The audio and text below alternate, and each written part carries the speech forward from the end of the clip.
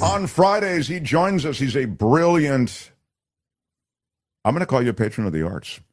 That's fair. You are someone who lives and breathes the culture of music, movies. You do the superhero movies. You do the weird subtitled movies. You do it all. And streaming television.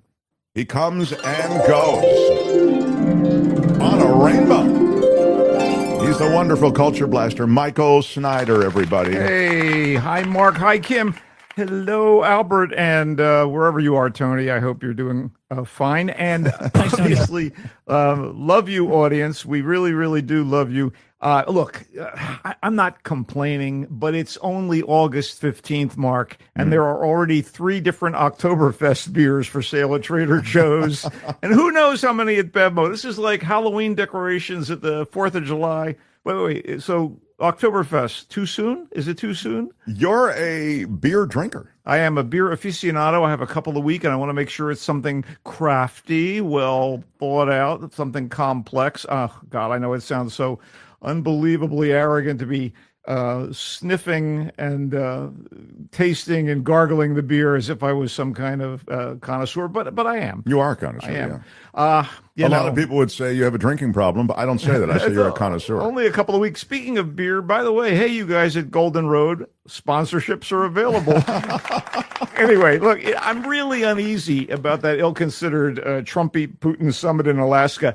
I did hear, since it's Alaska, that it's being catered by Sarah Palin, and that the breakfast buffet would include bear claws made from real bear that Palin shot during a recent hunt. I could be wrong about this. Oh, my God. That's the scuttlebutt. And meanwhile, actor, and I use the term loosely, Dean Cain, who played the Man of Steel on the long-canceled Lois and Clark show, seems to have been serious about becoming an ICE agent. Mark, I never thought I'd see the day when that Bastion of Liberty Superman joined the Gestapo.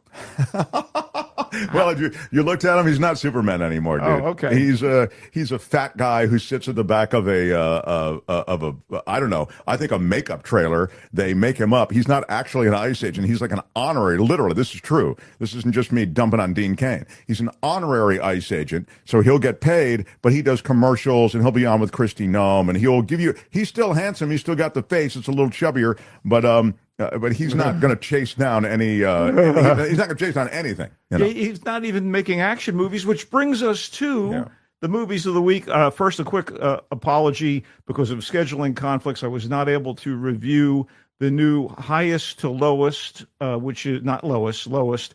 Highest to Lowest is Spike Lee's remake of Kurosawa's great gangster movie High and Low, which it's one of my favorites. What was the scheduling conflict? I'm curious. It was in conflict with Nobody 2, which is what we're going to lead off with. I had already committed to that, and there were no other alternatives available to me in Los Angeles, although had I been in San Francisco this past week, I would have been able to. That's really counterintuitive. You would think Los Angeles would be the place where we're going to make sure that, the reviewers cover every damn movie that we have coming out. But you're saying there were a limited number of offerings for screenings in Los Angeles. Yeah, and I missed it, but I'm going to try to catch up to it. It's going to be online. It'll be streaming, I believe, on Apple TV in about a week or two.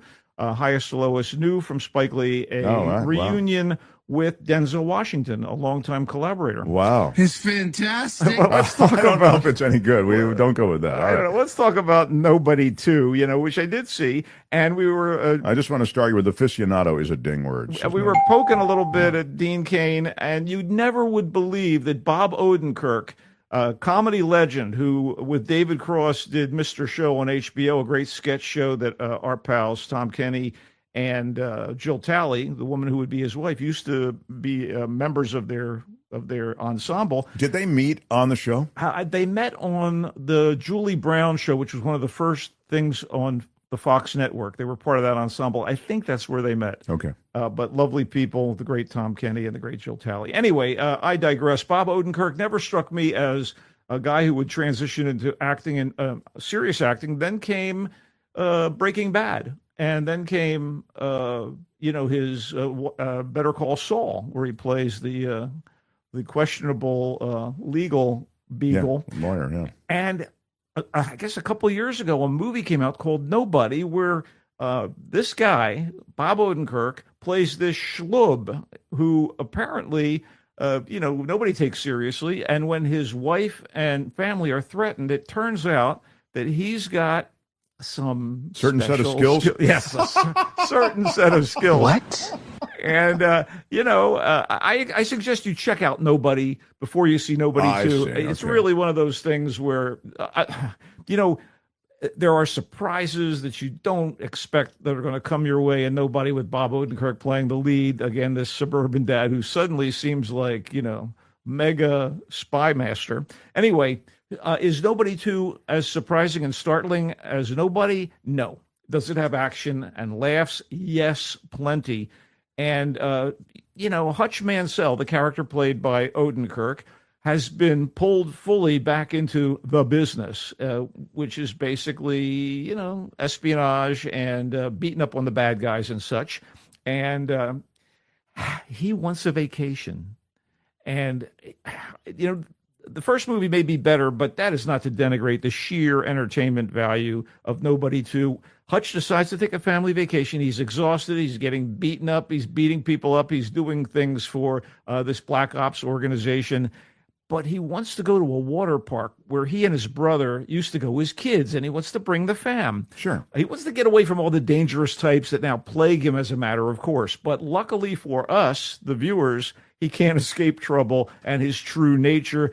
Connie Nielsen is back in Nobody 2 as Hutch's wife, Becca, who has learned to tolerate his increasingly treacherous work situation. Christopher Lloyd returns as Hutch's dad, a surprisingly resourceful senior citizen because he used to be an FBI agent.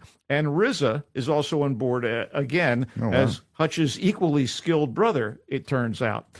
Additional returnees from the first movie are Michael Ironside as Eddie Williams, Hutch's father-in-law, Colin Salmon as the barber, Hutch's former government handler, and the kids, Gage Monroe as Brady the boy, now a teenager, and Paisley Keterath as the daughter, Sammy. The gang's all here. So all that's needed as they go to the water park is new villainy, and that is provided by some unlikely choices for the cast, but they deliver. Colin Hanks plays a shady sheriff. You've never seen him more vicious on screen. He's got those Tom Hanks genes, Mr. Yeah, Nice you wouldn't Guy. think Mr. Nice Guy. It's great. And especially cool is Sharon Stone in a wild turn as a deranged crime queen. Oh my God. Sharon Stone.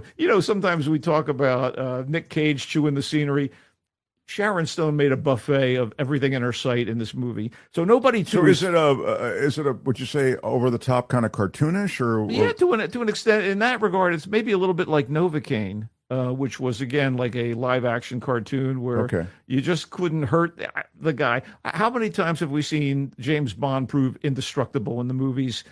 Apparently Hutch has that genetic makeup, or he's been well trained. Anyway, I enjoyed Nobody 2. It's in theaters, and if you haven't seen the first one, see it first. This is a lot of fun, and there's a lot of fisticuffs and gunfire and car chases, everything you want in an action film and comedy. Again, not great, but oh so entertaining. Nobody 2. All right, Nobody 2. Okay, let's move on to something a little more cerebral, if you will.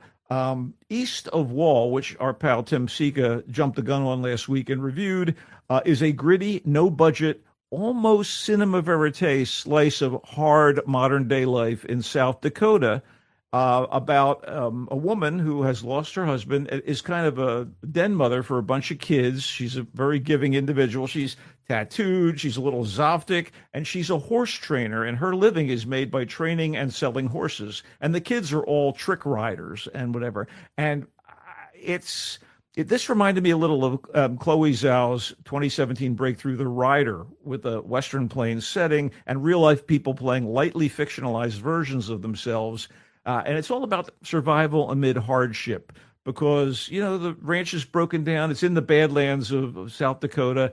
And, she's trying to make ends meet by selling the horses. And there is the overarching tragedy of having lost her husband, who's or was the father of one of her kids. She has a handful of kids by different guys. But honestly, this survival amid hardship is very, very powerful. And it really does look like you're almost watching a documentary. If it wasn't for Scoot McNairy, playing a horse trader with a little more money behind him, who wants to kind of team up with Tabitha, who is, of course, the matriarch of the family on this horse ranch, and also Jennifer L., both notable high-profile professional actors. I think everybody else is playing it real, and that was impactful for me. And I thought that East of Wall was potent and worth seeing and seeking out. It is, in fact, in select theaters. You know how that works. But this feels as though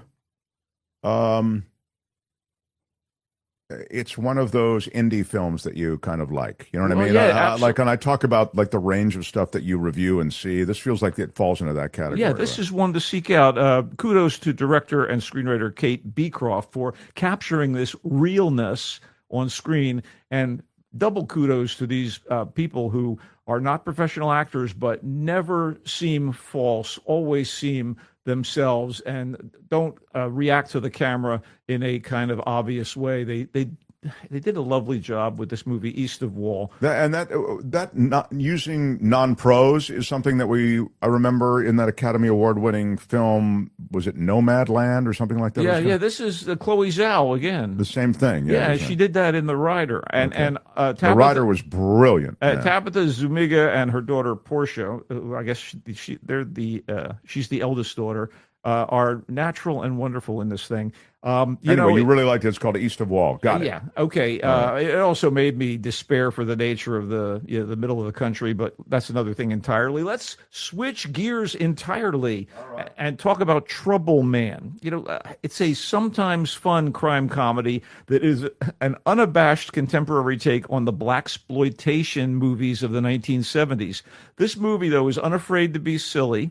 It is set in Hotlanta, a.k.a. Atlanta, Georgia, and was directed by and stars Michael J. White, who you may recall if you're a superhero fan, having played Spawn. And here he plays Jackson, the heroic ex-cop turned private investigator that seems to be at the heart of all these kinds of movies. Love that. There's a Richard Roundtree vibe coming on Yeah, here. baby. I love my Richard Roundtree. Anyway, Michael J. White is supported by rapper, producer turned actor Clifford Method Man Smith, who is so hilarious in the indie comedy Bad Shabbos, which I highly recommended a couple of months ago. Here he plays a shady but honorable gangsta whose girlfriend, a pop singer, R&B singer, very, very beloved and famous, has gone missing. And so the root of the story here is that Jackson, teaming up to some extent with Smith's character, have to find the missing woman.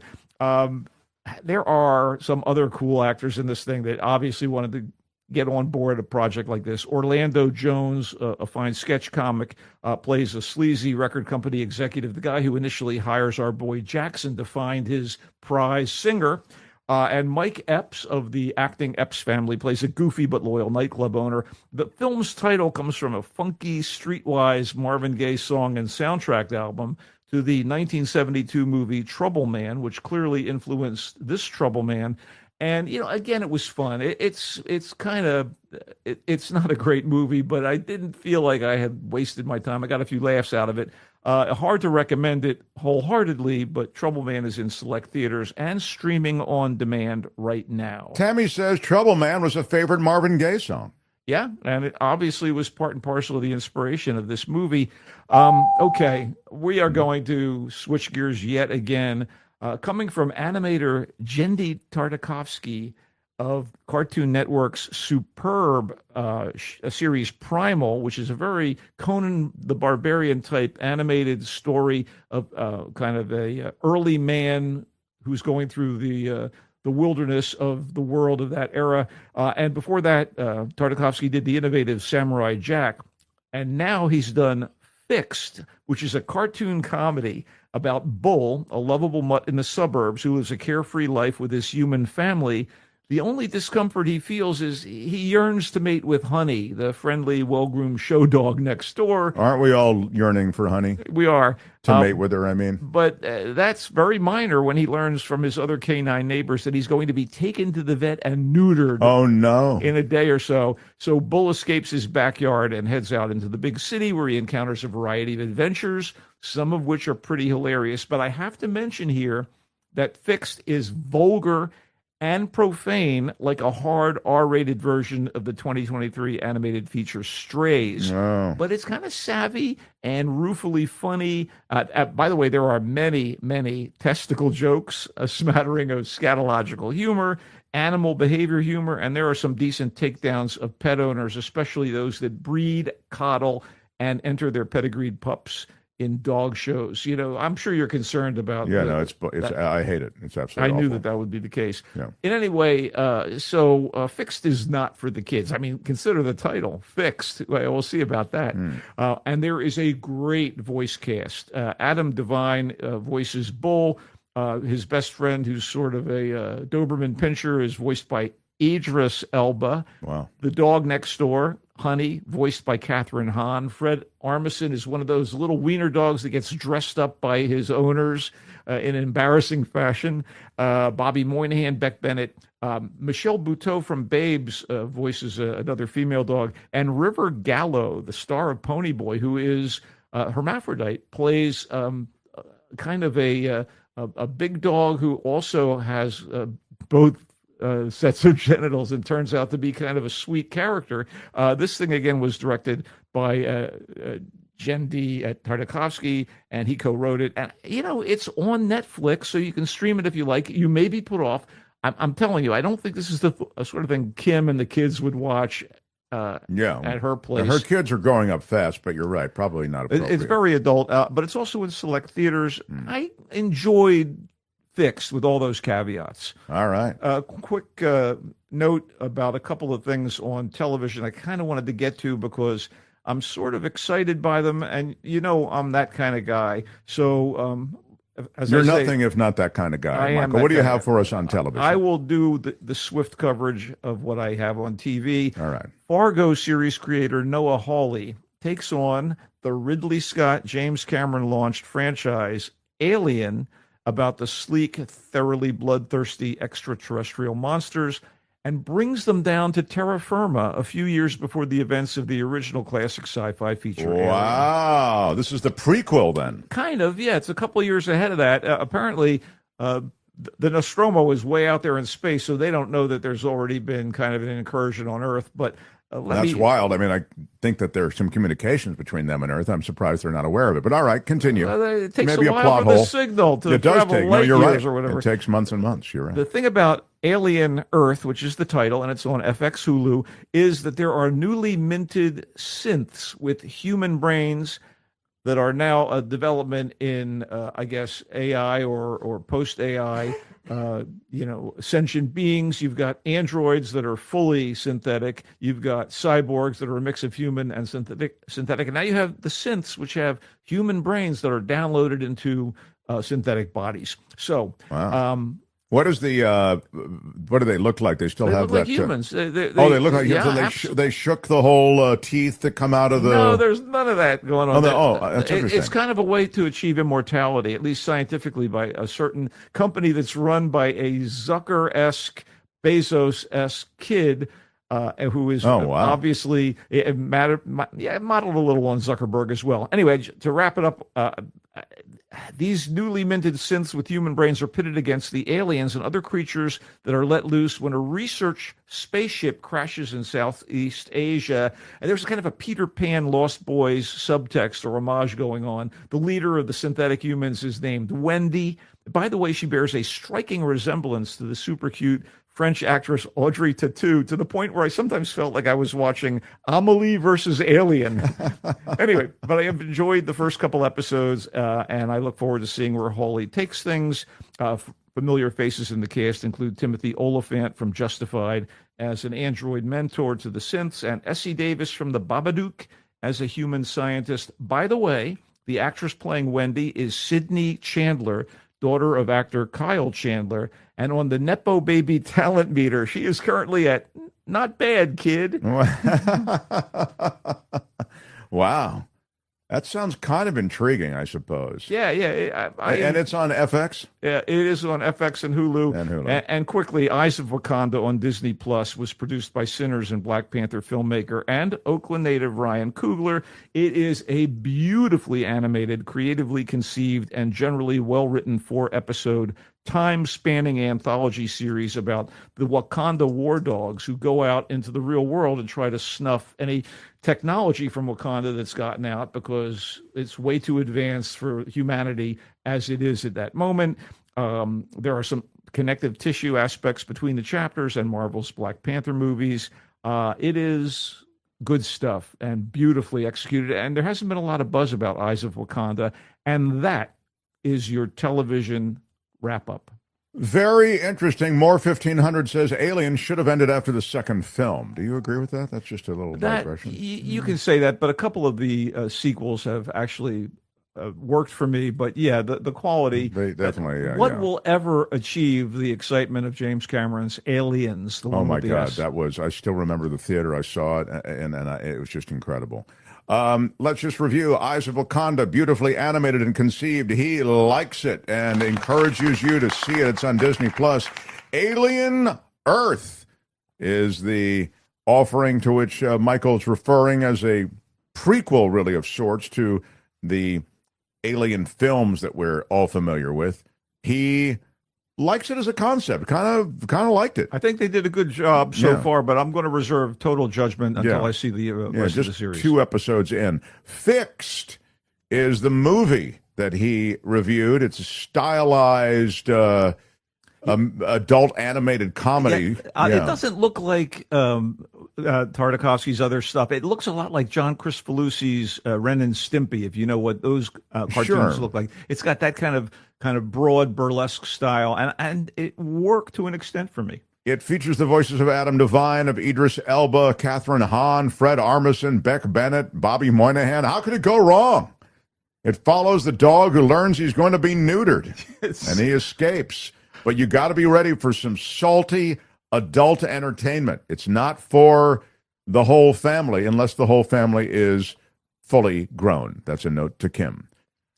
Trouble Man is the Michael J. White Method Man inhabited offering. He's from Bad Shabbos, right? Method Man is really so funny, talented and funny, and Trouble Man is it's kind of got a Superfly kind of vibe. It's got a little vibe. It's a little tired in that regard, but I thought they did okay. I think I could dig it, man. I think I may check that out.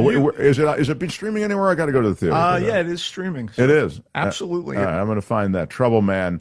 Again, streaming or in the theater. It's pretty silly. It gets a little silly, but East of Wall is the gritty, no-budget offering. Takes place in South Dakota, and survival amid hardship is what I was getting. Scoot McNairy, Jennifer L., but mostly non-pro actors. It's a really textured view of the struggle. Best movie we're talking about this weekend. East of Wall. It's in theaters. Nobody 2 is the Bob Odenkirk action and laughs, all wrapped up with Colin Hanks as a bad guy, Sharon Stone as a bad woman. She's a bad mofo. She's a deranged crime queen. Yeah, I think that's what I said. And Culture Blaster kind of liked it. Oh, yeah. It's the most fun of all of these movies. Yeah. I read his book, which is I think it's called Comedy, Drama, or where he kind of goes through a lot of it. I really liked Odenkirk, huh? Reading about Odenkirk, and reading about his exploits with. I just loved Mr. Show was one of my favorites. Brilliant.